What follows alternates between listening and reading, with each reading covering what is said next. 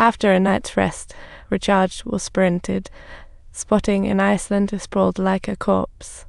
This guy had a high fever, barely breathing, but in despair, he told Will to take his dog and keep racing. Despite -30 tildes he called, Will's kindness never froze. He casually put his rival's dog on his sled. He ditched the race and headed straight for the train tracks, only to accidentally lose. Gus whistled, talk about an epic fail. One Will waved down the organizer's train and jumped back into the race.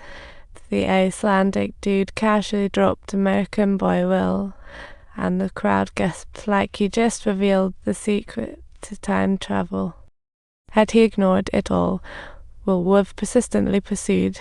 His selflessness stunned Haber, while Angus remained unimpressed. Will's run over Heartbreak Hill cost Angus $1,000. He guessed Will was drained from saving someone.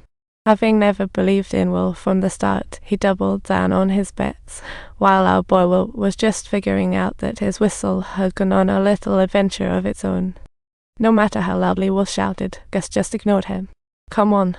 Desperate, Will resorted to whistling his dad's tune, getting the dogs to respond like they were in a dog whistle convention. After 4 days and nights of competition, Will's rescue made headlines, earning him the nickname Steel Will. His relentless spirit inspired countless war-torn citizens. It's time to spread some good vibes, baby. Before Will's deeds even reached his hometown, the press assistant had already arrived. Let's just say Will hit the growth jackpot. He not only learned to stand on his own, but also mastered the art of let's charge ahead. When the assistant learned Will was racing for his dreams and the farm, his heart softened, and he even paid out of his own pocket to send Will's family on the train. All for a better story, yet he had no chance to interview Will. This kid had run for 2 days and nights, yet Will saw no trace of him. Meanwhile, Haber offered to split the bet money with Will's mom, but was refused. Though calm outside, inside he was restless, plotting something fishy. That night, he called on Borg to chase down Will at any cost, promising a hefty reward because who doesn't love a payday? Driven by profit, Borg unleashed his vicious dog on Will, but it was too late. The dogs were already in a tug-of-war showdown. Stuck in a city of limits, he had hardly any chance to fight back, while Borg looked on as Gus went through a masterclass in doggy drama. Fuming, Will sought revenge, but Gus howled as if urging, stay calm. He followed Uncle Ned's tip, boil herbs, then gently apply them to Gus' wounds like a herbal spot treatment. A man and his dog in the freezing cold lived a life of hardship, and that night, Will stormed into the rest stop like a superhero on a mission. He delivered a forceful punch to Borg, and the long simmering grudge between the two finally erupted completely at this very moment. Borg frantically pulled out the knife while Will, panting heavily, slowly walked away, a dramatic scene unfolding.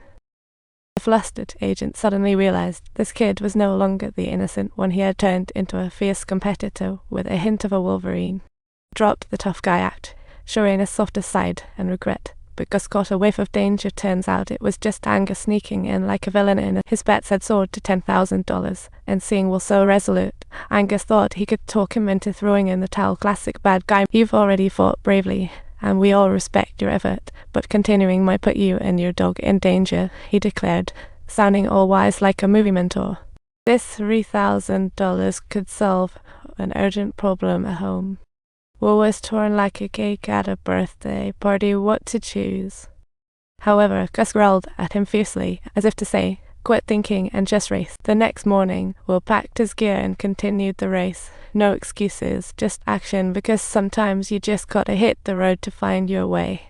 After trudging through the darkness for 3 hours, he finally welcomed the sunrise and its warm embrace like a pro. As he passed a small town, he heard the national anthem playing and realized the locals were throwing a welcoming party America style. Seeing himself dubbed embodiment of Iron Will in the paper, he knew he had misjudged the agent, but had to leave. No time to apologize, just a wave and go.